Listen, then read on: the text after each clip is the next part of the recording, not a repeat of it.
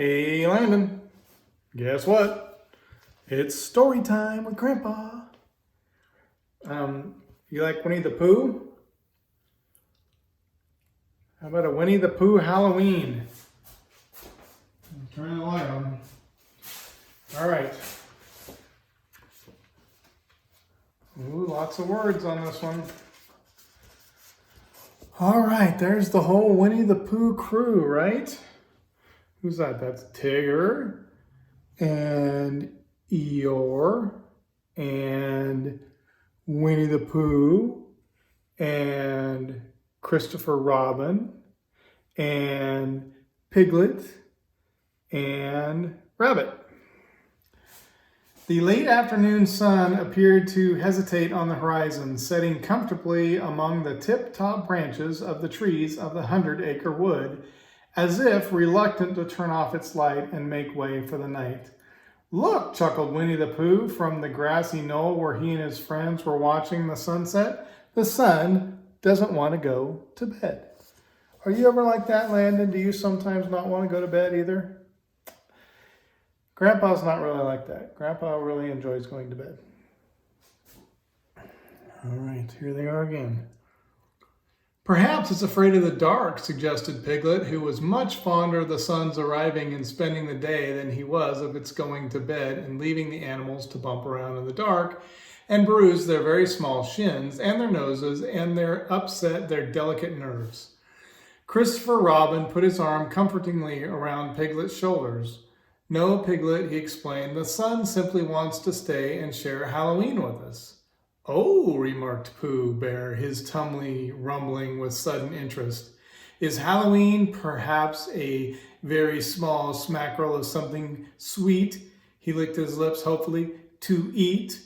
"Don't be silly, Pooh Bear," snorted Rabbit. "A Halloween isn't something to eat." "Course not," agreed Tigger, bouncing up and down on his coattail. "Everybody knows that." There they are. He's bouncing on his tail.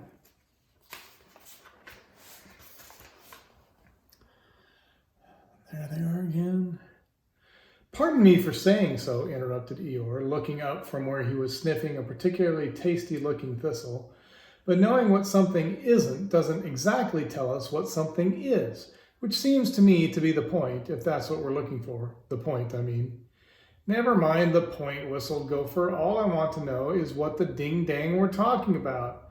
"Halloween," announced Pooh, proud of himself for remembering.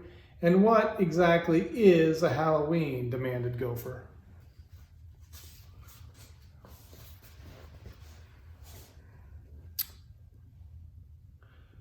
Their friends exchanged shrugs and puzzled frowns and then turned to Christopher Robin for an answer.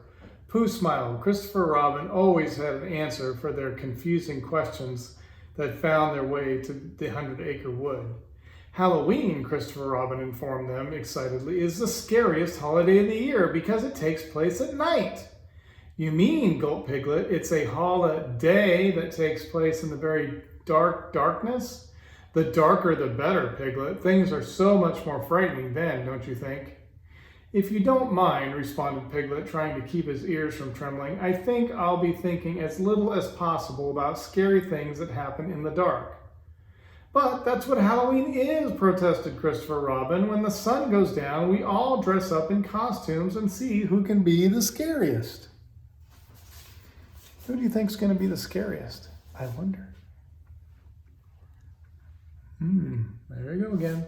Piglet noticed the sun was no longer resting comfortably in the treetops, but was in fact almost out of sight beyond the horizon, one last bright gleam peeping up from the rim of the earth. I'm sorry, but I won't have time to play Halloween with you," Piglet blurted out. "I have some very important things to do." "What could be more important than scaring the pants off each other in the dark?" Tigger wanted to know. "Turning on every light in my house and dusting under my bed," said Piglet. "But, Piglet," asked Pooh, "who cares whether or not there's dust under your bed?" "I do," answered Piglet, hurrying away into the dusk, "because that's where I'm going to be spending Halloween." I think Piglet's scared. "Poor Piglet," sighed Christopher Robin, "but I suppose the nice thing about a holiday is that we all have the opportunities to suit ourselves. And that's just what I'm going to do, laughed Tigger, bouncing around his friends in excited circles. Suits myself up in the most fantastic costume I can think of. Hoo, hoo, hoo! As the others shouted their agreement, Pooh was strangely silent. I wonder why that is. Well, let's find out, shall we? What's the matter, Pooh Bear? Christopher Robin asked as they all scattered to their homes to prepare their costumes. Well, Pooh responded, thoughtfully scratching an ear, I suppose I'm going to miss sharing Halloween with my best friend Piglet. That is too bad, Christopher Robin agreed. You're simply going to have twice as much fun as anyone else and share it with him later. Why, what a nice idea, exclaimed Pooh, and I'll have to be twice as scary too. You better get started on your costume, laughed Christopher Robin. Oh yes, Pooh mused, beginning a slow ramble home. My costume. Uh-oh. Here's Pooh working on his costume. Pooh remembered that his scariest experiences were whenever he visited the honey tree for an extra smackerel or two or more before or after whatever meal it happened to be. Eating always made Pooh very hungry. Nothing is scarier than a honeybee, Pooh decided, and that's what I'm going to be, a bee! So when Pooh arrived home, he immediately opened up his chest of odds, ends, and middles of items of no possible use to anyone except for a bear of very little brain and began to look for his costume. There he is looking for his costume. There he goes. In no time at all, Pooh was ready. With black paint, Pooh had painted large stripes around his middle. A plunger was stuck to his sitting down side with a small pennant attached proclaiming Stinger in case anyone needed to reminding. And on his head were Pooh's answer to antenna, two wobbly springs capped with a ping pong ball. Now that, Pooh said to his image as he examined the image in the mirror of a very stout honeybee, is a very alarming indeed.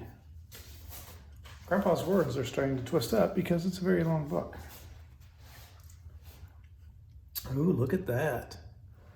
It's Gopher, he's dressed up scary too. He hurried out to meet his friends, convinced there would be no one better suited for Halloween than he. The night had become quite dark, despite a sky full of stars and a huge autumn moon. Pooh would have walked right over Gopher without seeing him, but then he noticed two glowing eyes peering out of the gloom.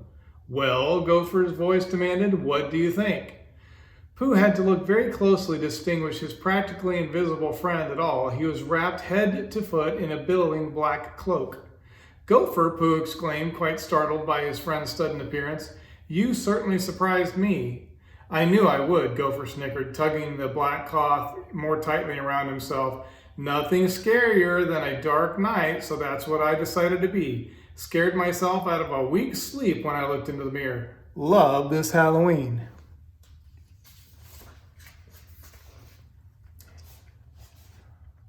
Before Pooh and Gopher could discuss costumes further, Tigger dropped very suddenly out of the sky and landed with a thump between them. Then with a loud hoo-hoo-hoo, he squirted them both with a small water pistol. Tigger, spluttered Pooh, rubbing the water out of his eyes and gazing at his friend in wonder. Tigger had donned a bright red jersey with a wiggly bolt of lightning emblazoned across the front. What do you think you are? Whistled Gopher as he wiped his face with the corner of his cloak. You know, the rainstorms everyone's so afraid of is going to show up at the wrong time and rain on whatever it is that don't want rained on. Tigger gave Gopher and Pooh another little squirt each. Well, I'm here, terrifying, ain't I? He's a rainstorm. He's a rainstorm. Not me, mumbled a voice from behind them. All three spun around in surprise. Eeyore, they shouted with delight. Eeyore was wearing a large red nose carefully taped over his own, as well as a yellow ruffled collar around his neck. On his head was perched the tallest and pointiest clown hat anyone had ever seen, and it was crowned by a huge feathery orange ball. I was afraid if I were too frightening, I'd have to spend Halloween alone, Eeyore explained. Hope I didn't frighten anyone too badly. Just barely, Eeyore, Pooh reassured him. If I hadn't heard your friendly voice first, I'm sure I would be running for my life at this very moment. No doubt about it, added Gopher. Absolutely, agreed Tigger. I shouldn't believe you for a minute, grumbled Eeyore. Then a smile spread across his face, but I'm going to because it feels so good. The four friends began a long, loud laugh that stopped very suddenly in the middle when they saw Rabbit staring at them in annoyance. What are you laughing at? Rabbit wanted to know. This is the most frightening costume I could think of. Rabbit had pasted soft clumps of white cotton all over himself.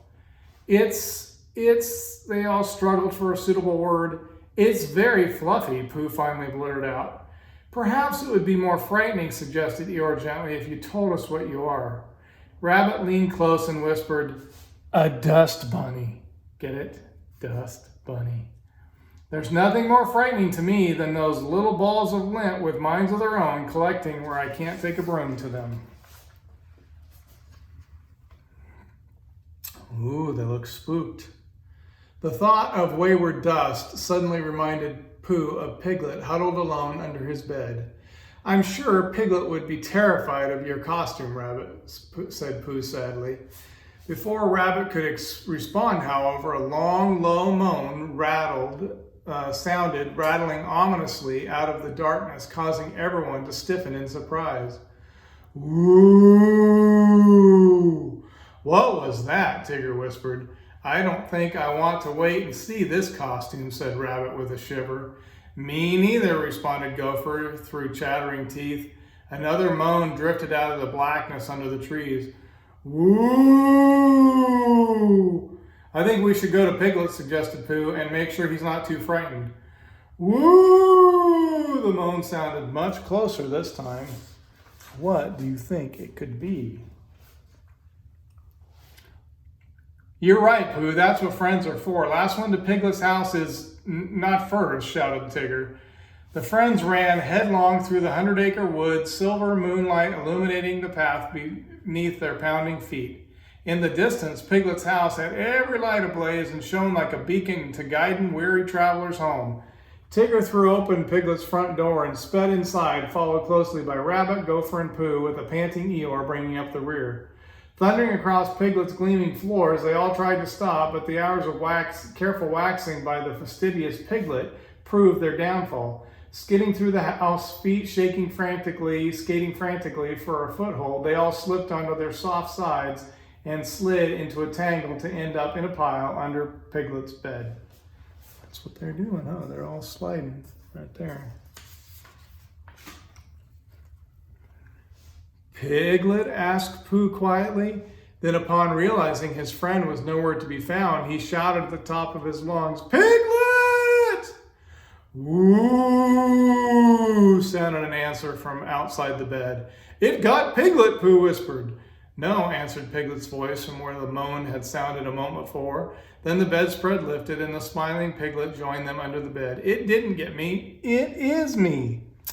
That was Piglet. You mean that loud noise was you all the time? Exclaimed Rabbit. Yes, Piglet admitted happily. You would have guessed, Pooh laughed, that the scariest costume turned out to be no costume at all. You see, Piglet explained in a very small voice, I was so scared about being scared that I knew the only way Halloween was going to be a holiday for me was if I was the most frightening one of all. And you did a stupendous job, laughed Tigger, patting Piglet on the back. But what do we do now? Well, said Pooh thoughtfully, noting how cozy it was all snuggled together under Piglet's bed. Why don't we stay here and share Halloween? And have hot chocolate, suggested Eeyore. And tell scary stories, added Tigger. Excellent, announced Rabbit. I'll go first. Once upon a time, there was a giant dust bunny. As Rabbit continued, Pooh put his arm around Piglet's shoulder and they exchanged happy smiles. I think I like Halloween, Pooh Bear, Piglet whispered to his friend. Me too, Piglet, Pooh whispered back as he scooted closer. Me too. And do you like Halloween too, Landon? I hope you do. You gonna go see Grandma soon and go trick-or-treating for Halloween? Well, I'm gonna miss you, but I love you, and I will see you soon. Love you. Bye-bye.